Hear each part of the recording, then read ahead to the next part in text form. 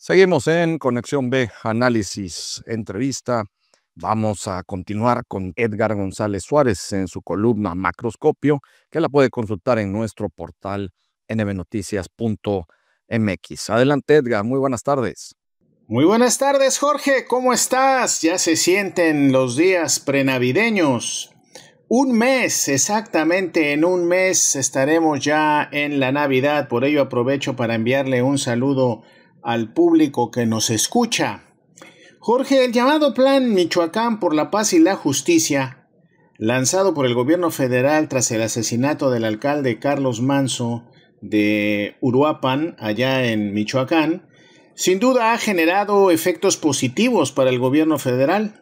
Por ejemplo, fortalecer su legitimidad en materia de seguridad al mostrar capacidad de reacción inmediata, con la detención de los principales responsables tanto materiales como intelectuales del crimen y todavía por los que seguramente van a detener. Y articular al mismo tiempo una estrategia integral que combina el despliegue militar, la inversión social y los programas de desarrollo.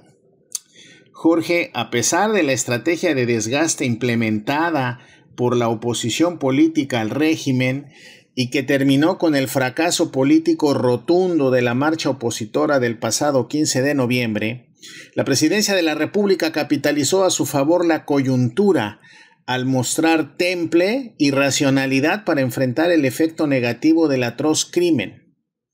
No solo porque se mantuvo firme frente a las descalificaciones y agresiones y sentimientos de odio hacia su persona, sino porque mostró una gran capacidad de respuesta frente al hecho mismo del crimen político. La sola presencia y despliegue de casi 2,000 efectivos federales, Guardia Nacional, Ejército y Marina en Michoacán, proyectó una imagen de control y firmeza frente al crimen organizado en aquel estado. El Plan Michoacán, falazmente criticado por la oposición que sin argumentos de fondo intentó hacer uso político electoral del crimen, comenzó desde los primeros días a dar resultados concretos.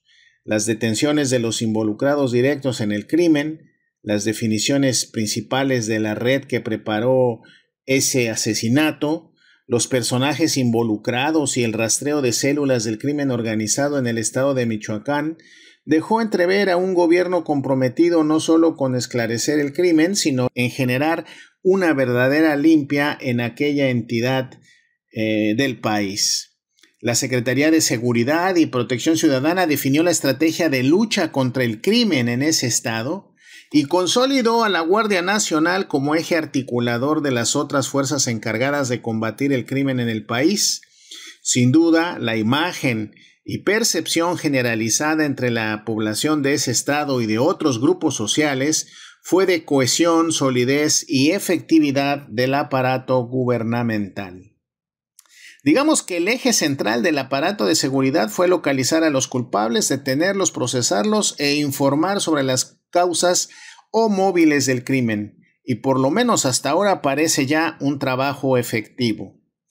Por el lado de la atención a las causas sociales, el gobierno anunció un despliegue o disposición de 57,000 millones de pesos para aquella entidad, destinados a programas específicos de desarrollo económico y agrario en la zona.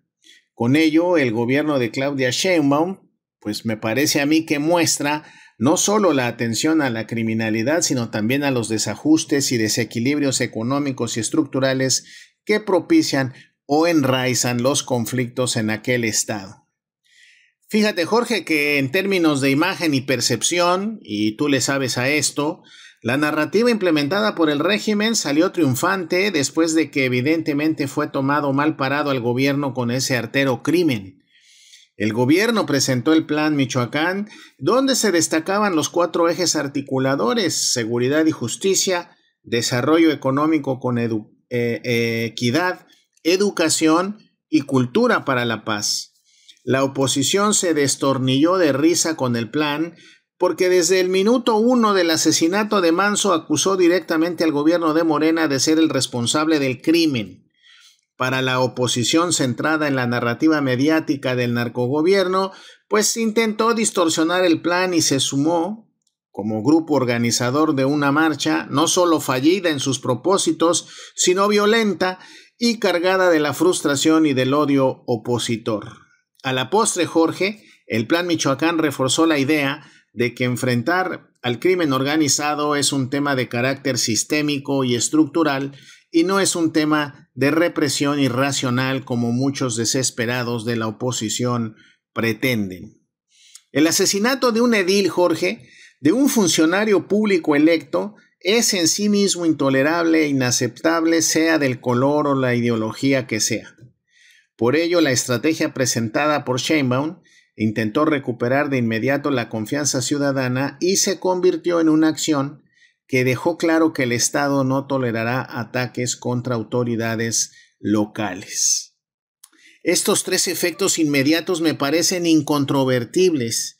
El crimen de Carlos Manzo sí desestabilizó al régimen por su dramatismo, publicidad y herramienta política de la oposición. Sin embargo, el gobierno sale adelante porque desmonta todas las mentiras, bulos y acciones políticas que implementó la oposición, como por ejemplo, mostró sensibilidad y capacidad de reacción inmediata. Consolidó y cohesionó la presencia de las instituciones federales en un estado altamente conflictivo y colonizado por el crimen organizado.